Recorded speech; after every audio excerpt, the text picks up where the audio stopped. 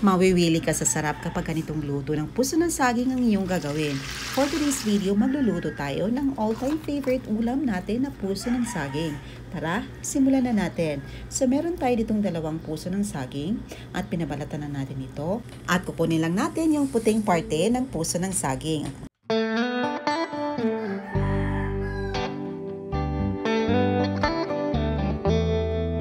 At para hindi madaling umiting ang ating puso ng saging habang hinihiwa natin ito, isok natin ito sa water, vinegar, and salt mixture.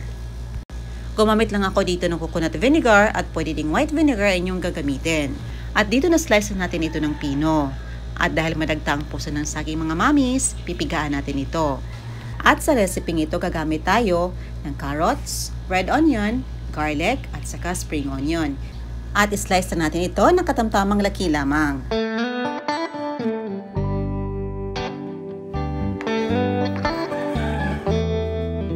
At ito na ang ating puso ng saging na gagamitin. Kumuha lang tayo ng mga 2 1/2 cups sa ating hiniwang puso ng saging at yung kalahati nito is gagamitin ko sa isa pang recipe. Naglagay tayo ng carrots, spring onion, red onion, at saka garlic. At gagamitin tayo dito ng regular size shrimps. Babalatan lang natin. Approximately 1 cup distilled shrimps ang ating gagamitin. Naglagay tayo ng soy sauce, patis, at saka cornstarch at flour.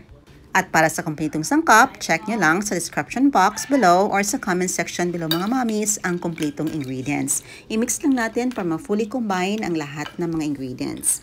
At siya nga pala mga mamis, nalimutan natin i-mention na naglagay pala tayo dito ng ice cubes. Approximately 24 pieces of ice cubes ang ating ginagamit.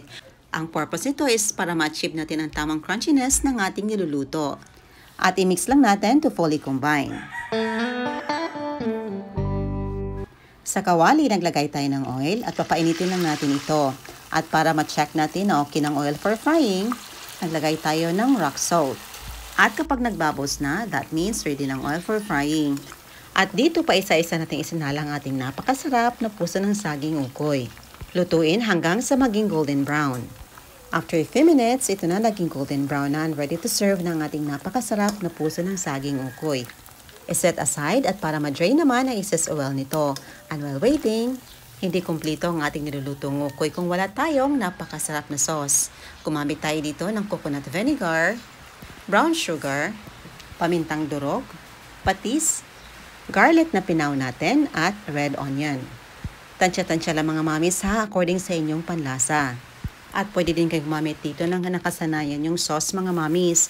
Pwedeng ketchup, o yung paborito din nating mayo ketchup. At ito na, ready to serve ng ating puso ng saging ukoy. Napakasarap nito at the best pang ulam at super tipid pa. Pasok sa budget at pasok sa 3Ms mga mamis. Masarap, mura at masustansya. O diba may bago na naman tayong recipe na lulutuin at mas pinasarap pa sa twist na ating ginawa. Napaka-crunchy nito mga mamis kasi gumamit tayo dito ng ice cubes at habang natutunaw yung ice, naging mas malamig ang ating mixture na nagpapa-crispy at nagpapa-crunchy ng ating niluto. Ayan na po mga mamis. So thank you so much for watching. Hoping nyo subukan ang ating napakasarap na recipe. See you in my next vlog. God bless you all and stay safe everyone. Bye! Let's eat and enjoy!